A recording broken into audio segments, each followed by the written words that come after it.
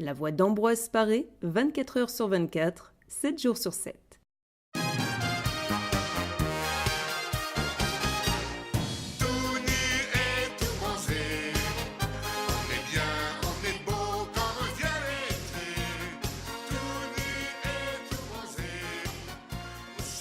Et vous êtes bien sur la voix d'Ambroise Paré, la radio des patients de l'hôpital. Et aujourd'hui, la petite musique d'introduction, c'était pour vous mettre dans l'ambiance de l'été, tout simplement. On m'a demandé de choisir un générique pour mon émission et j'ai décidé de mettre quelque chose de différent à chaque fois. Donc là, j'ai mis quelque chose dans le thème, voilà.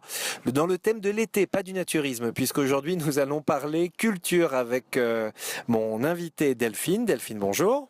Bonjour Antoine.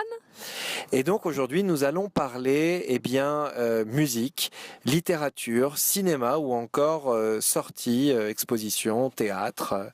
Et tout d'abord nous allons parler de l'artiste du jour, vu que le but c'est que mon invité Delphine choisisse l'album du jour et nous présente l'artiste et nous allons écouter au fur et à mesure de l'émission différents morceaux de cet artiste. Et aujourd'hui Delphine, de qui tu veux nous parler ?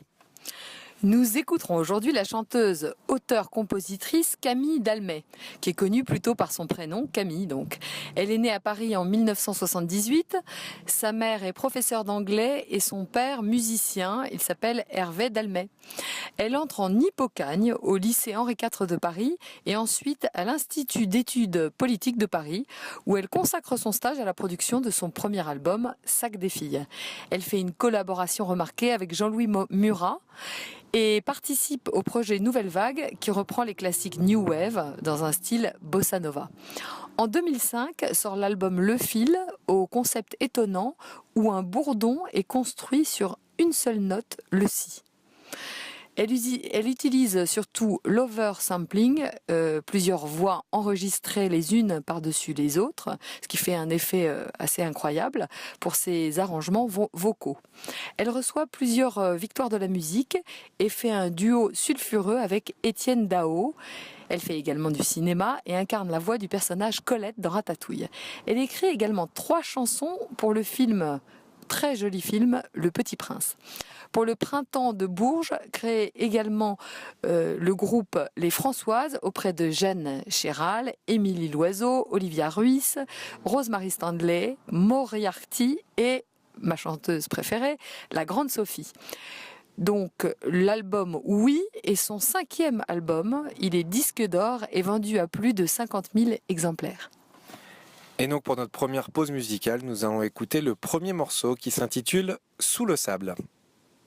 La voix d'Ambroise Paré, 24 heures sur 24, 7 jours sur 7. Vous êtes bien sur la voix d'Ambroise Paré, la radio des patients de l'hôpital. C'est Delphine et Antoine au micro pour l'émission Une heure ensemble. Aujourd'hui, nous parlons culture. Et là, Delphine, tu as envie de nous parler littérature avec ton coup de cœur de l'été. Tout à fait. Alors, mon livre coup de cœur, c'est Le choix de Rudy de Françoise Dargent. Alors, pour vous raconter l'histoire, Rudy est né dans un train en Union soviétique. Il passe son enfance dans la petite ville d'Oufa, aux côtés d'un père qui ne pense qu'à la chasse et qui voudrait que son fils lui ressemble. Mais à 13 ans, le jeune garçon se passionne pour la danse. Son professeur, Madame Oudletsova, ancienne danseuse étoile, le prend sous son aile et l'aide à vivre son rêve contre l'avis de son père. Le jeune homme travaille sans relâche et son caractère tumultueux fait qu'il se confronte au directeur de l'opéra et au parti. Lorsqu'enfin on lui propose de partir, il doit faire un choix douloureux qui le mènera de Saint-Pétersbourg, puis à Moscou et enfin à Paris, sous le nom du plus grand danseur étoile jamais connu, Rudolf Nureyev. C'est un ouvrage formidable pour comprendre la vie difficile en Union soviétique, la rage d'un danseur pour sortir du pays et devenir enfin le plus grand danseur du XXe siècle. L'auteure Françoise Dargent a choisi de faire parler le jeune adolescent, ce qui donne une écriture simple mais réaliste sur la vie d'un danseur qui a souffert de la faim et du froid avant de devenir une star en France et dans le monde. Qu'est-ce qui a fait que ce livre t'a passionné ? C'est tout simplement un livre sur Rudy Nureyev, qui est quand même un des plus grands danseurs en Union soviétique. Il adorait la France et en fait, ce livre montre qu'il s'est enfui. Il a lutté toute sa vie contre le parti, lutté contre ses parents qui finalement étaient très pro-communistes. Il était entouré de sœurs qu'il adorait et qui croyaient en lui. Et il a travaillé sans relâche. Il a fait tout, mais des pieds et des mains pour rentrer au ballet. Et finalement, il a failli rater sa carrière parce qu'on l'a envoyé danser et ses pieds ont gelé. Il a eu une opération, il a failli ne plus jamais danser.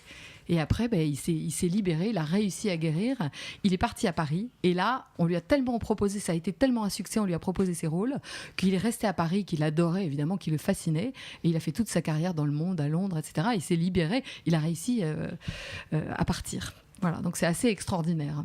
Mais est-ce qu'il ne faut pas, justement, on entend souvent des histoires de personnes qui ont des carrières artistiques formidables parce qu'ils ont eu toutes ces difficultés, justement. Exactement. Est-ce que quelque part, ça ne forge pas les grands artistes de connaître autant de barrières, de difficultés quand ils sont plus jeunes ? Oui, c'est exactement ce que je pense. Je pense que les grands hommes sont des gens qui luttent pour réussir et surtout qui travaillent sans relâche. Donc ça, c'est une bonne leçon. C'est surtout un très beau livre à lire cet été. Nous sommes allés à Saint-Pétersbourg récemment et donc ça m'a fait plaisir de retourner un peu en Russie, même si c'était plutôt plus le goulag que la Russie actuelle que j'ai vue, qui est très très belle. Oui, effectivement. Et donc là, nous allons refaire une pause musicale, toujours avec l'album du jour, l'album de Camille, oui. Son dernier album qui s'appelle Oui. Et nous allons écouter le deuxième morceau qui s'intitule L'Assaut. La voix d'Ambroise Paré, 24 heures sur 24, 7 jours sur 7. Et vous êtes toujours sur la voix d'Ambroise Paré avec l'émission Une heure ensemble avec Delphine et Antoine. Aujourd'hui, nous parlons culture et nous allons maintenant parler... Alors, j'ai envie de dire littérature et cinéma, les deux en un, puisque Exactement. Là, on va parler d'un film qui est adapté d'un livre. Tout à fait. On t'écoute, Delphine. Alors, aujourd'hui, on avait envie de vous parler du Cercle littéraire de Guernesey, réalisé par Mike Nowell avec Lily James, Michael Huizaman, Matthew Good et de nombreux autres comédiens. Qui était pour la grande majorité dans Downton Abbey, pour situer. Tout à fait. D'ailleurs, c'était une très très bonne série. Donc, le pitch de ce film, ça se passe à Londres en 1946. À la fin de la Seconde Guerre mondiale, Juliette Ashton, une jeune écrivaine britannique en manque d'inspiration, reçoit une lettre d'un mystérieux membre du club de littérature de Guernesey, créé durant l'occupation allemande. Intriguée et curieuse d'en savoir plus, elle se rend sur l'île et rencontre alors les excentriques et les attachants membres du cercle littéraire des amateurs d'épluchures de patates, dont Dauncey Adams, le charmant fermier à l'origine de la lettre. Leur confidence, leur attachement à l'île magnifique, je dois dire, et à ses habitants, ou encore son affection pour Dauncey, et pour les autres férus de littérature, changeront à jamais le cours de sa vie, ainsi que sa carrière d'écrivaine. Alors c'est un film qui a beaucoup de charme, qui est un petit peu lent, et l'histoire est très émouvante surtout. On passe de l'époque de la Seconde Guerre mondiale, sous l'occupation allemande, à l'après-guerre sur l'île de Guernesey. Mais alors, le titre, parce que le titre du livre n'est pas le même. Le titre du livre, c'est le Cercle littéraire des amateurs d'épluchures de patates. Oui, alors il est connu sous ce nom-là, qui est quand même, moi je trouve plus drôle. En fait, l'histoire, c'est que c'est un club qui, pendant la guerre, se fait surprendre. Bon, je ne vais pas raconter le film, mais surprendre en train de voler un cochon, en fait. Et ils sont tellement paniqués quand les Allemands arrivent qu'ils inventent un nom complètement fou. Et il se trouve qu'un des lecteurs, des excentriques, fait lui-même une paille d'épluchures de patates, une tarte aux épluchures. Donc il l'appelle comme ça. Voilà, tout simplement. Tout simplement. Voilà. Et est-ce que tu as une idée pourquoi on n'a pas gardé le titre du livre pour le film ? Je pense que c'est un tout petit peu moins vendeur. Que je trouve ça pas mal parce qu'en fait, je ne sais pas si tu connais, mais l'île de Guernesey est une ville vraiment, c'est charmant. J'en ai beaucoup parlé. Oui. Malheureusement, ça va leur faire un peu de pub et ça sera moins authentique, mais c'est quand même une île que je vous conseille d'aller voir. Et par rapport au livre, parce que malheureusement, on est assez souvent déçu quand on voit une adaptation, sauf le film de Dupontel, Au revoir là-haut. Oui, on en a parlé dans une précédente émission, le film était aussi bien, voire même peut-être mieux sur certains aspects, puisqu'il y a eu quelques libertés qui ont été prises par Dupontel et qui avaient été validées par l'auteur du livre. Mais alors, donc je disais effectivement, souvent on peut avoir une petite déception. Quel a été ton sentiment ? Parce que tu avais lu le livre avant ? Oui, bien sûr. Et alors moi, j'étais pas déçue. On peut dire que un livre, on peut le lire, on peut l'arrêter, on peut le reprendre. Bon, un film, on regarde tout du long. Donc là, c'est pas le même rythme.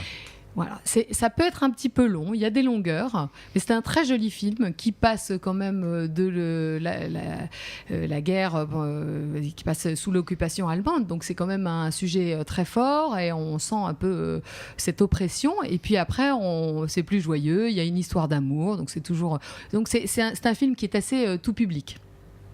Et donc tu nous le conseilles pour cet été ? Autant, tout à fait, et de relire le livre aussi si ça vous amuse. Si vous n'avez pas le temps de voir le film, relisez le livre. Est-ce que c'est mieux de lire le livre avant ou pas ? Oui, en général, oui. Oui, parce que quand on a vu un film, on n'a plus envie de lire le livre. Non, ça dépend. Des fois, ça nous donne envie de plonger vers le livre parce que le livre nous donnera beaucoup plus de détails que le film. Oui, c'est vrai. Bon, en tout cas, relisez le livre pendant les vacances parce que je ne sais pas si vous aurez le temps d'aller au cinéma. Mais... Ça sortira en Blu-ray à l'automne, d'ici la fin de l'année. Donc mais les deux sont à faire. Alors, je voulais aussi vous parler de l'héroïne du film. Lily James, qui a joué dans le dernier Cendrillon de Disney, dans Avif, un livre sur la cuisine aux côtés du beau Bradley Cooper. Et précise bien le beau Bradley Cooper. On sent voilà. Je dois dire on sent l'objectivité. Voilà. Tout à fait, mais je pense que je suis pas la seule. Elle a joué aussi dans des films qui lui ressemblent, comme Orgueil et préjugés, Guerre et paix, rien que ça. On la retrouve surtout, et là cet été, j'attends avec impatience ce film, parce que je suis une fan totale du film Mamma Mia 2, Here We Go Again, aux côtés de la merveilleuse Meryl Streep, qui va encore nous étonner par ses talents de comédienne. Alors moi justement, quand j'ai lu la préparation de l'émission, j'ai fait exprès de ne pas te corriger puisque je t'attendais au tournant. Aïe. Parce que tu as oublié quelque chose d'essentiel. Moi, Lily James, je l'ai découverte il n'y a pas longtemps dans un film qui s'appelle Baby Driver. d'Edgar Wright, qui est un réalisateur anglais qui a fait Shaun of the Dead, le dernier pub avant la fin du monde, donc de l'humour anglais complètement geek. On va dire, voilà, et avec Simon Pegg pour ceux qui connaissent. Et donc il a fait son premier film à Hollywood qui s'appelle Baby Driver, dans lequel elle joue. Et à mon tour de parler de mes coups de cœur cinéma, parce que j'ai envie de vous parler de 3 films aujourd'hui. Déjà, Baby Driver. Alors, c'est un clip de 2 heures. Déjà, alors le nom du jeune acteur, j'ai plus son nom, mais j'ai plus son nom en tête, mais il est juste extraordinaire. Ah oui. Il y a Kevin Spacey qui est un monstre du cinéma. Bon, on va mettre de côté tout ce qui se dit sur lui depuis un an, mais l'acteur est extraordinaire. Et vous avez plusieurs têtes d'affiche dans ce film, et c'est juste extraordinaire. C'est-à-dire que le principe du film, ça va être un film de braquage, donc à prendre au second degré. C'est la bonne grosse mécanique, américaine, mais on sent que ça a été réalisé, qu'il ne se prend pas au sérieux. C'est pas lourdingue. Ouais. Justement, c'est un Anglais qui fait un film aux États-Unis, donc c'est ça qui est intéressant. Et quand je disais un clip, parce que le principe, c'est qu'il va mettre des musiques à chaque fois qu'il va conduire. Donc à chaque course-poursuite, vous avez de la musique, et de la bonne musique des années 70-80, donc Queen, pour citer alors, je réserve la surprise à ceux qui verront le film, mais la scène avec la musique de Queen dernière est juste extraordinaire. Et le but, c'est de chorégraphier. C'est-à-dire que toutes les courses-poursuites et les fusillades sont chorégraphiées avec cette musique à la seconde près. C'est-à-dire que c'est chorégraphié comme un clip. L'histoire est sympa, comme je dis, c'est assez caricatural, mais c'est voulu et ça s'assume comme ça. Les acteurs sont extraordinaires. Et puis, pourquoi il met à chaque fois de la musique ? C'est parce que, pour l'histoire, le jeune homme qui conduit et qui est un pilote extraordinaire, qui a une dette envers l'escroc qui est Kevin Spacey, c'est pour ça qu'il doit jouer le rôle de chauffeur pour les cambriolages, eh bien, il a eu un accident étant jeune, il a des acouphènes, et sa seule façon de se concentrer, c'est de mettre des écouteurs sur ses oreilles et d'écouter de la musique pour éviter qu'il soit dérangé par les acouphènes.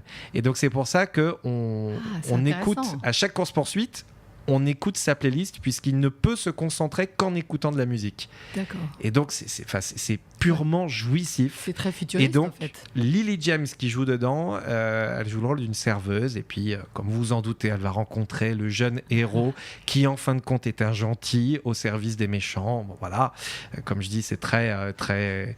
voilà, c'est la grosse mécanique, mais c'est vraiment extraordinaire. C'est bien la preuve, et Lily James est juste touchante, adorable. Enfin, ils forment un couple très beau tous les deux.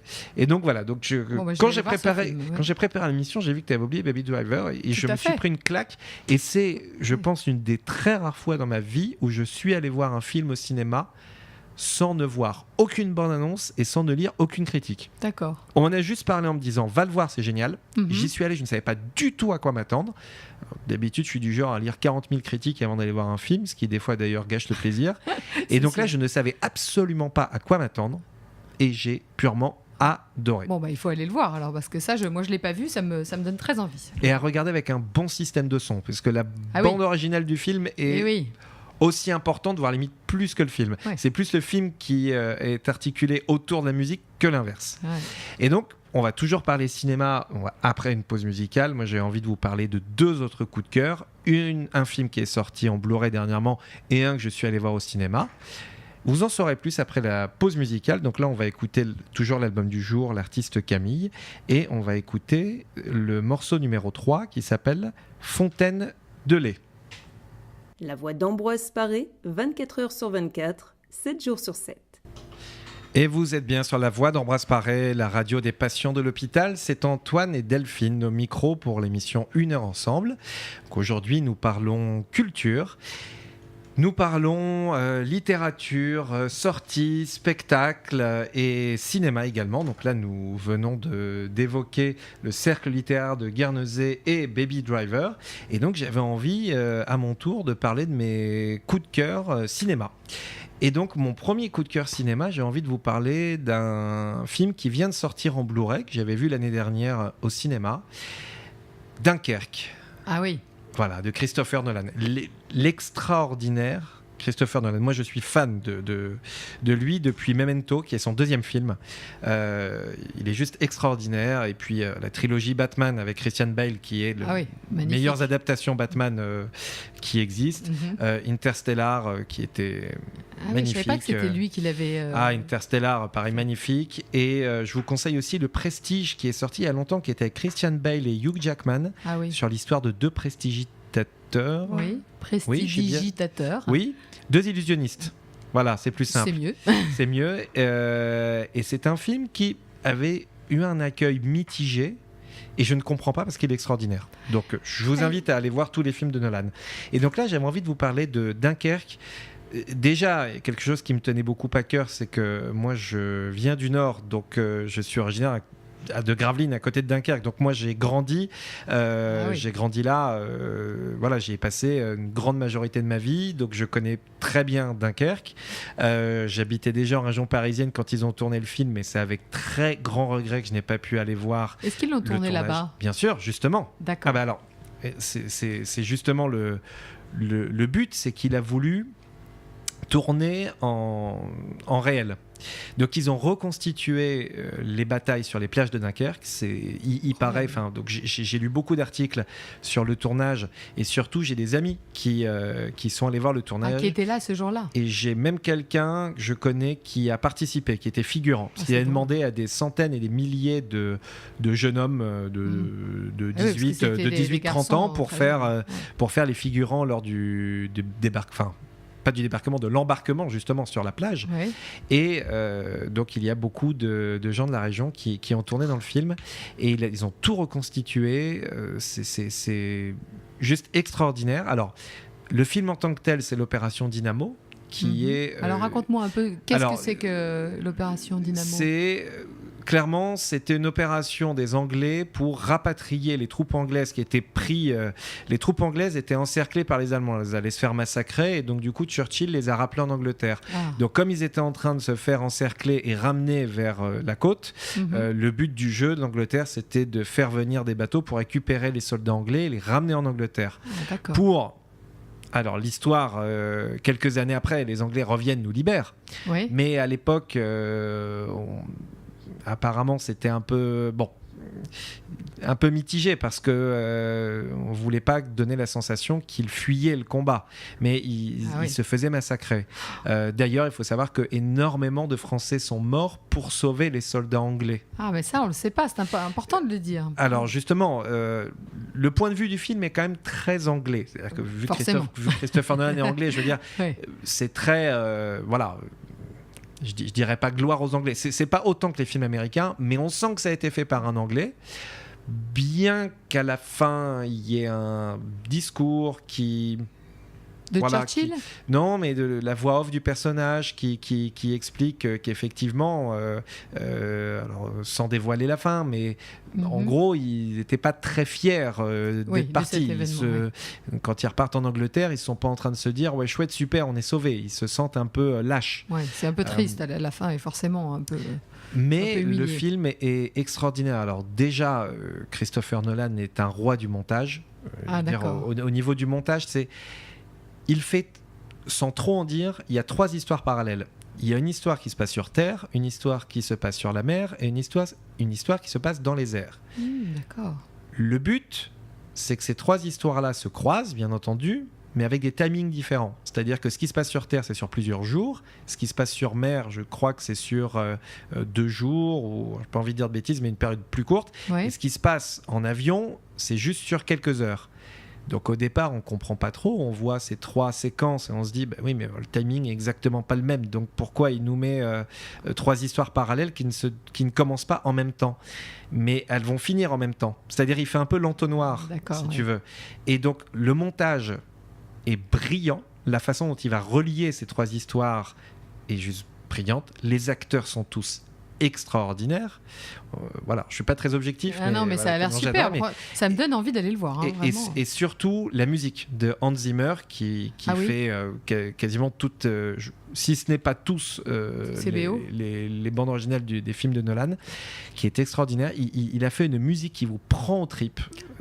Avec toujours une sorte de chrono derrière, de bruit de chrono. C'est pas trop violent. Tac, tac, tac, tac, tac, tac. Et du coup, ce rythme qui vous prend, alors c'est entre le chrono et les salves de mitraillettes, enfin ce son derrière. Ça doit être incroyable. C'est une des rares fois au cinéma où à la fin du film, vous faites souffler et vous aviez l'estomac noué. Vous savez comment ça va se finir vu que c'est un film historique. Donc, et c'est voilà. Donc moi j'ai juste grandiose.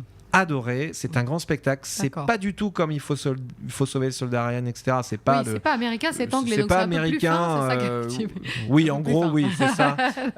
Mais alors l'histoire autour est pas trop développée. Son but n'était pas de parler de l'histoire avec un grand H, puisque tout le monde la connaît, qui va pas la refaire. Le but c'était de parler des personnes qui étaient dans cette guerre. Donc comment le pilote d'avion vit cette attaque, comment le soldat au sol vit cette attaque, comment les gens sur les bateaux vont le vivre. Et donc il s'intéresse à l'histoire de quelques personnes, mais c'est ça qui fait la grande histoire au final. Et au niveau de la reconstitution, comme je te disais tout à l'heure, donc il a refait vraiment tout sur la plage de Dunkerque. Alors, moi, il y a quelque chose qui m'avait extrêmement choqué au début du film. J'ai une théorie, je vais vous l'expliquer après, c'est que au tout début du film, l'ouverture est superbe, il y a une course-poursuite dans les rues de Dunkerque. Superbe. Et donc, ils ont reconstitué des façades de maisons et façades de bars, etc., dans les rues. Que les Dunkerquois ou ceux qui connaissent Dunkerque reconnaîtront d'ailleurs. Amusant. Donc, vous avez cette course-poursuite et à un moment, il va dans les dunes pour faire ses besoins. Il va dans les dunes et là, je vois, mais alors, même pas une seconde, tout au loin, derrière une dune, on voit une maison avec un toit, avec un Velux. Oui. Ah oui. Donc, moi, je vois Problème. ça. Alors, moi, j'ai l'œil, donc je vois ça tout de suite. Je me dis, mais qu'est-ce que c'est que ce faux raccord ? C'est pas possible qu'il ait... C'est pas possible. Il met une maison des années 90 en arrière-plan, il l'a pas retravaillé. Et après, quand on les voit arriver sur la plage, alors là, vous avez tous les bancs que je connais très bien, mais qui ont été installés dans les années 70-80. Donc en gros, il a laissé le décor naturel, mais qui ne date pas du tout de l'époque de la Seconde Guerre mondiale. Alors là, j'étais assez perturbé. Et pourquoi il a fait ça alors ? Moi, j'ai une théorie, parce que le pire, le mieux, je ne sais pas comment dire, c'est à la fin, on a un grand plan sur toute la digue, donc on voit tout. Et là, autant le Cursal, qui est la grande salle de spectacle, il a refait une façade pour faire une grande usine, mais autant tout le reste, il a laissé. Donc tu vois tous les bâtiments des fronts de mer des années 70-80 à la fin du film, quand tu fais un plan large. Alors que c'est sûrement exprès, parce que sinon moi je pense justement que c'est fait exprès. C'est-à-dire que moi, ma théorie, c'est que il a voulu rendre hommage à la ville en disant je viens filmer en milieu naturel, c'est-à-dire que je viens filmer sur place à Dunkerque, là où ont eu lieu les événements, et si je commence à tout retravailler à l'image de synthèse, on va pas y croire. Ça sert à rien de venir à Dunkerque si c'est pour tout refaire en image de synthèse. C'est un bel hommage. Donc au final, il a laissé tel quel. Mais attention aux puristes ou aux gens qui s'attachent aux détails comme moi. Ne vous étonnez pas si vous avez des immeubles des années 70 avec les grandes baies vitrées et les balcons du front de mer dans le film en 42. Tout va bien, c'est normal. Voilà. Moi, c'était juste mon petit bémol. Mais bon, d'un autre côté, je pense qu'il n'a pas voulu retoucher l'image. C'est extraordinaire. Et même les combats, les batailles navales et les combats d'avions ont été reconstitués. J'ai vu le making-of, c'est-à-dire qu'il y avait vraiment des avions de collection qu'il a fait voler au-dessus de la plage. C'est le rêve. La réalisation est extraordinaire. Et le deuxième coup de cœur cinéma dont je voulais vous parler, coup de cœur, je serai plus mitigé là, c'est que là je suis allé voir Star Wars Solo. Ah oui. Sur l'histoire d'Han Solo, que je suis allé voir au cinéma. Très attendu. Alors, je suis un fan de Star Wars de la première heure. Attention. Donc, autant la trilogie originale, la vraie, les 4, 5, 6 de ma jeunesse, sont extraordinaires. Là, depuis que Disney a annoncé en 2012 qu'ils allaient reprendre, ok, à voir. Ils vont faire une trilogie, ok. C'est ce qu'on connaît avec les épisodes 7, 8 et 9 à la fin de l'année prochaine. Après, ils ont dit... Vu que la trilogie, on va les faire une fois tous les 2 ans, eh bien, l'autre année, on va faire un spin-off. C'est-à-dire un film dérivé de l'univers de Star Wars. Pour en sortir un par an. Ok, là, ça commence à être un petit peu l'usine. On avait peur qu'ils tirent trop sur la corde.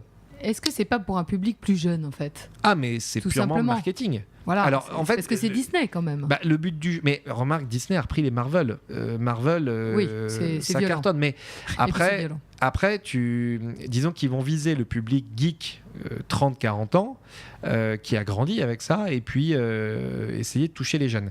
Alors, je pourrais faire une émission entière sur Star Wars, mais pour moi, la grosse erreur, ils ont fait le 7, ok. Si je commence à en parler, j'en ai pour 2 heures. Après, ils ont sorti Rogue One, qui était le premier spin-off, qui lui était très bien. Et j'ai envie de dire même bien meilleur que les épisodes 7 et 8. Ils ont sorti le 8 à Noël dernier. Bon, là... Pour Noël. Voilà. Il fallait qu'il y ait un film pour Noël. Mais il est sorti à Noël. Et pour la petite anecdote, tous les autres Star Wars avant sortaient toujours en mai, y compris la trilogie 1, 2, 3 dans les années 2000. Sortait en mai, puisque le 4 mai c'est la fête de Star Wars, vu que le 4 mai ça se dit May the Force, donc May the Force be with you, que la force soit avec toi. Tout à fait. Et là Disney avait décidé de les sortir à Noël, donc ils ont tout décalé, sauf que là ce que je ne comprends pas, c'est que le 7 il devait sortir en mai, ils l'ont sorti à Noël, ok. Rogue One il devait le sortir en mai, ils l'ont sorti à Noël, ok. Donc du coup le 8 rebelote, ils sortent à Noël, ok. Et là, Solo, au lieu de sortir à Noël, ils sortent quand même en mai. Oui. Ce qui veut dire qu'on a eu 6 mois de décalage entre le 8, qui a été très sauvagement critiqué, et celui-là. Et là, on va se retrouver 1 an et demi sans rien avoir. Mais bon, ça, frustré. Ça, à la limite, 1 an et demi sans rien avoir, c'est pas si grave. Oui. En revanche, le fait qu'il y ait eu 6 mois et que le 8 ait une mauvaise critique, déjà, je pense que Disney a commencé à lasser beaucoup de fans.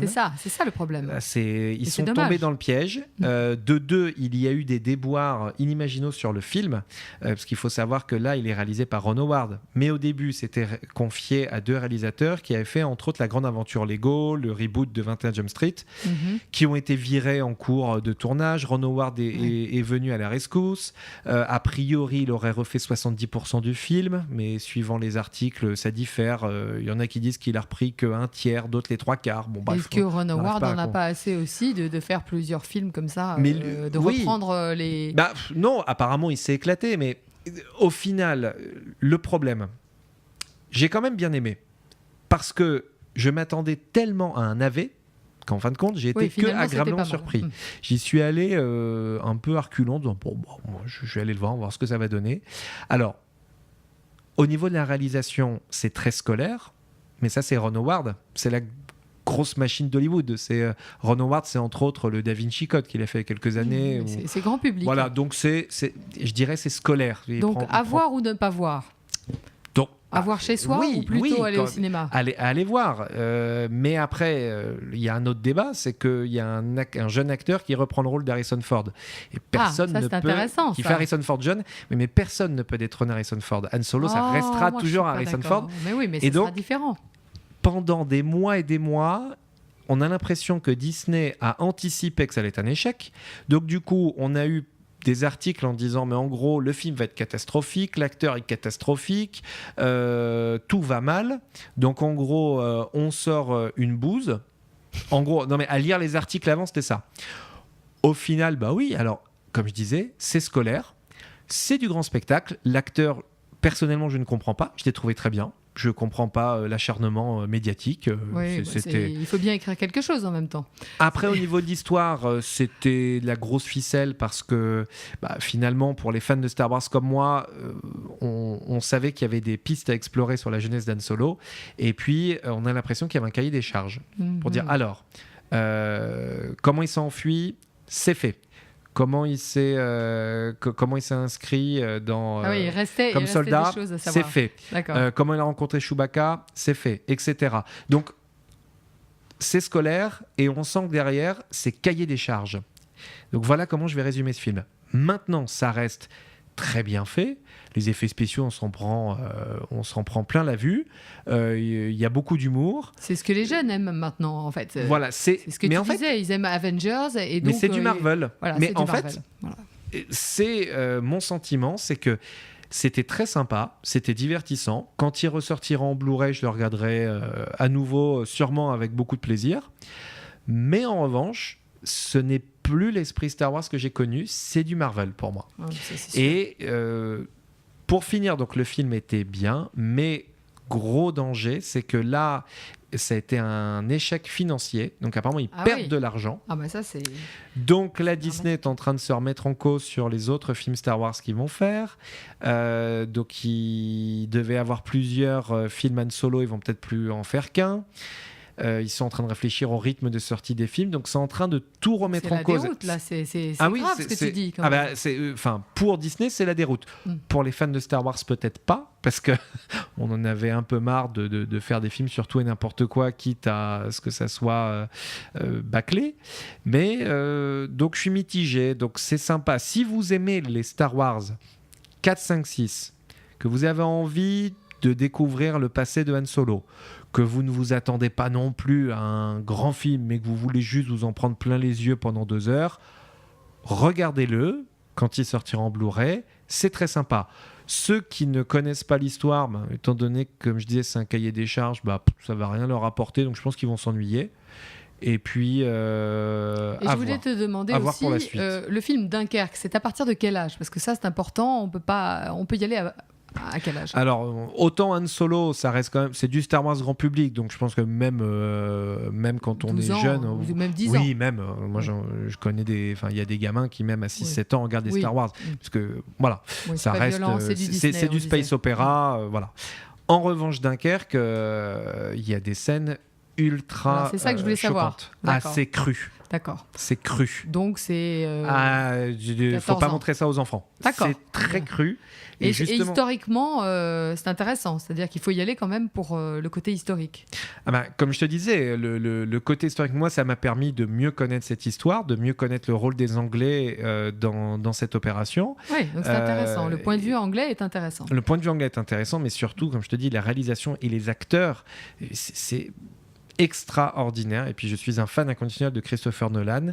Et c'est à la hauteur des espérances. Et en plus, ça a été filmé à Dunkerque et il a il a fait travailler ville, plein quand de même. à côté Oui, moi, mais bon, il a fait travailler ma région et il y a plein de gens qui ont pu. Une région sympathique, on doit dire. Et j'ai même un ami qui l'a rencontré au restaurant, le chanceux. Et apparemment, Christopher Nolan, de ce qu'entendaient dire les commerçants locaux, en plus, est en toute humilité très sympathique. Et j'aurais rêvé être là pendant ton âge. Donc voilà mes coups de cœur et mes moyens coups de cœur sur le Star Wars. Le Star Wars, c'est sympa. Dunkerque, extraordinaire. Baby Driver, ultra divertissant. Donc voilà ma sélection de films. Et donc je vais te repasser la main pour que tu nous parles dans cette dernière partie d'émission d'exposition. Et donc on va parler de ça juste après une nouvelle pause musicale avec l'album du jour Camille. Et là on écoute le morceau Seeds. La voix d'Ambroise Paré, 24 heures sur 24, 7 jours sur 7. Et vous êtes bien sur la voix d'Ambroise Paré, c'est Delphine et Antoine au micro pour l'émission 1 heure ensemble. Aujourd'hui nous parlons culture et là Delphine tu as envie de nous parler de sortie, une exposition que tu es allée voir. Tout à fait. Je voulais vous parler de l'Atelier des Lumières qui est un nouveau lieu à Paris qui est 38 rue Saint-Maur dans le 11e. C'est le premier centre d'art numérique à Paris. L'Atelier des Lumières a ouvert ses portes en avril dernier. Après des mois de travaux, la fonderie de fer créée en 1835 par la famille Plichon s'est transformée en un lieu dédié à l'art visuel. Le succès des Carrières des Lumières des Baux-de-Provence, je ne sais pas si tu as vu, avec ses 600 000 visiteurs, se réitère aujourd'hui. C'était un endroit extrêmement populaire et ils ont décidé de le faire à Paris. Alors, c'est ce qu'on appelle de l'art immersif. Ça, c'est la grande mode en ce moment et ça connaît un grand essor. Sur 2000 mètres carrés, il y a 140 projecteurs, une sonorisation spatialisée, rien que ça. Le public peut admirer les œuvres de Klimt au son des valses de Vienne ou les œuvres de Hundert Wasser, son disciple. On traverse plus de 100 ans de peinture viennoise. Les enfants adorent, ils dansent, s'allongent, jouent avec la lumière, pendant que les parents admirent en musique les œuvres des peintres de la sécession viennoise. Et évidemment, on voit le célèbre baiser de Klimt en grand format projeté sur les murs en béton. C'est une expérience incroyable qu'il faut vivre en famille ou entre amis. Et en ce moment, il y a moins de monde, donc c'est tout à fait agréable de se promener dans ce nouvel centre d'art numérique. Moi, de toute façon, c'est toujours un plaisir d'aller voir des pièces à Paris l'été, puisqu'il y a beaucoup moins de monde et il y a beaucoup de réductions. Exactement. Donc, chers auditeurs, quand vous serez sortis de l'hôpital en pleine forme, j'espère que vous pourrez en profiter pour sortir à Paris cet été, quand tous les Parisiens sont partis en vacances. Oui, c'est le meilleur moment. C'est ça qui est bien. Et en parlant de sortie, on avait parlé avant l'émission d'une pièce que j'ai vue ce week-end et tu l'avais vue aussi. Tout à fait. Voilà, les très, faux très british. Pièce, oui. Parce que là, comme on est en train de parler justement d'expériences à vivre en famille, alors les faux british qui est en ce moment au Théâtre Saint-Georges, loufoque, absurde. Voilà, si vous avez envie de rire pendant 1h30 avec des vrais comédiens, alors c'est ça qui est extraordinaire, c'est qu'il faut être quand même très bon pour aussi mal jouer, puisque en quelques mots le speech, c'est que vous avez une troupe amateur, enfin il joue une troupe amateur qui aurait retrouvé un manuscrit qui aurait été écrit par Sir Arthur Conan Doyle, l'auteur qui a écrit les Sherlock Holmes, et donc ils mettent en scène cette pièce policière. Et la particularité, c'est que ce sont des bras cassés, mais d'une puissance, mais vraiment tous aussi nuls, enfin tous plus nuls les uns que les autres, puisque Vous verrez à la suite ce que ça va donner, parce que ça monte quand même crescendo. Donc, ils font exprès de mal jouer. Alors, c'est limite perturbant au début, parce que les premières minutes, c'est tellement surjoué la façon de mal jouer. Je ne sais pas si... Oui, tout à fait. C'est si tu vois exactement ce que ça. je veux dire, que c'est un peu perturbant. Sauf qu'après, mais ça devient du délire total. Alors, moi, ça m'a fait penser justement un peu à l'humour des Robins des Bois. La troupe des Robins des Bois qui, justement, il y a une vingtaine d'années, avait fait un spectacle sur Robin des Bois en faisant exprès de mal jouer, qui faisait plein de sketchs à Canal+, à l'époque de Nulle part ailleurs, où il faisait des sketchs où il faisait exprès de faire les acteurs très mauvais. Ouais. Donc ça m'a fait penser à ça. C'est-à-dire que c'est très visuel, c'est très loufoque. Avec un petit côté désuet, donc c'est assez Voilà, un côté sympathique. désuet, un humour des fois un peu à la Monty Python, c'est-à-dire complètement... Les faux British. Voilà, exactement. Et ça monte en puissance. Les acteurs sont énormes. Ce sont des vrais acteurs de théâtre, c'est ça qui Voilà. est... Ah, mais comme je dis, il faut être extrêmement bon pour faire le mauvais acteur à ce point-là. Parce qu'il joue très justement mauvais. Je sais pas si ça se dit, mais... C'est une pièce qui a eu les Molières, je crois, qui a Oui, été qui a eu les récompensée. Molières. Et donc, on se marre. Voilà, on ne peut pas, même si on est un peu réfractaire, c'est pas possible de pas se marrer. Ouais, je dois dire qu'on passe un très bon moment et qu'on peut y aller en plus avec les enfants à partir de 12 ans sans problème. Oh, mais même avant, 10 parce ans, que oui. honnêtement, c'est pas.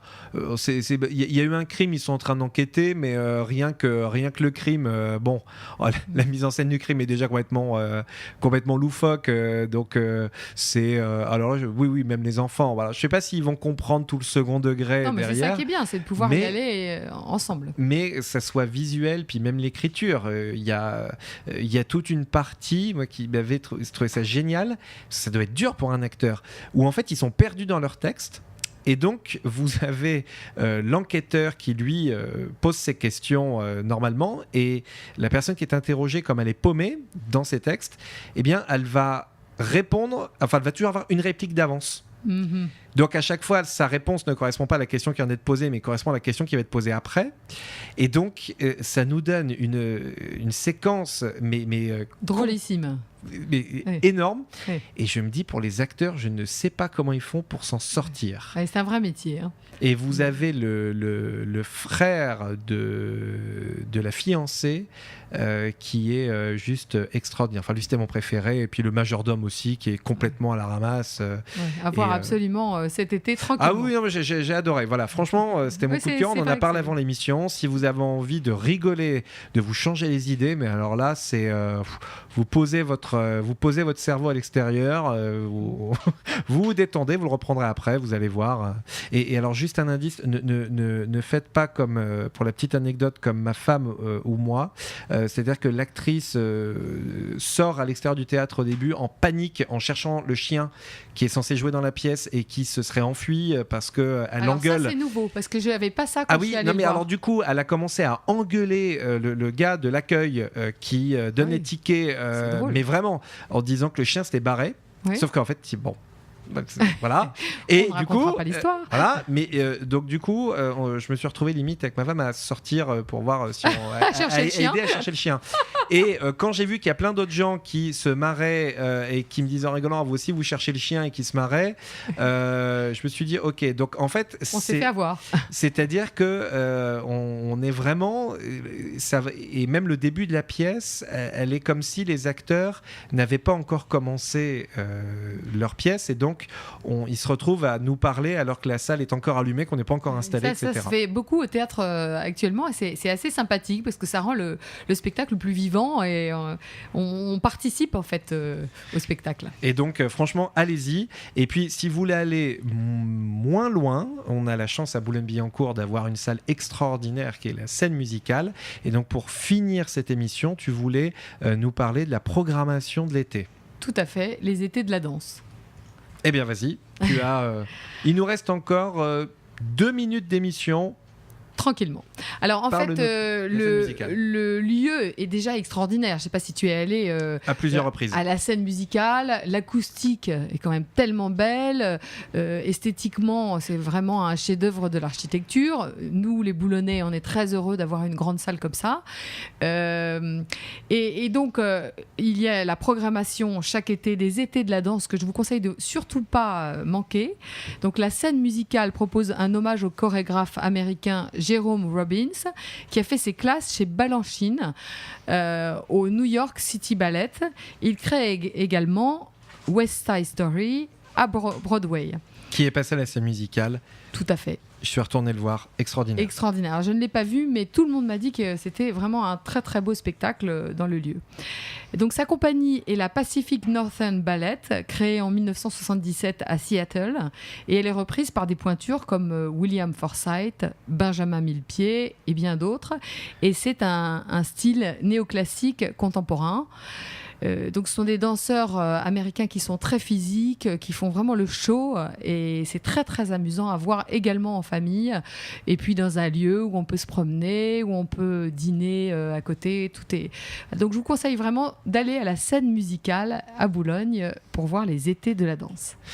Eh bien oui, donc chers auditeurs, on vous souhaite de ressortir très vite de l'hôpital en pleine forme, Oui. pour justement profiter de l'été. de toutes ces sorties, des idées de lecture de Delphine également. Et puis on vous embrasse très fort. Delphine, je te remercie pour cette nouvelle émission. C'était encore une fois un plaisir de partager Merci. cette émission avec toi. Merci Antoine également. Et donc on embrasse tous les auditeurs. Nous vous souhaitons une agréable journée et je vais vous rebasculer vers le flux musical de la voix d'Ambroise Paré.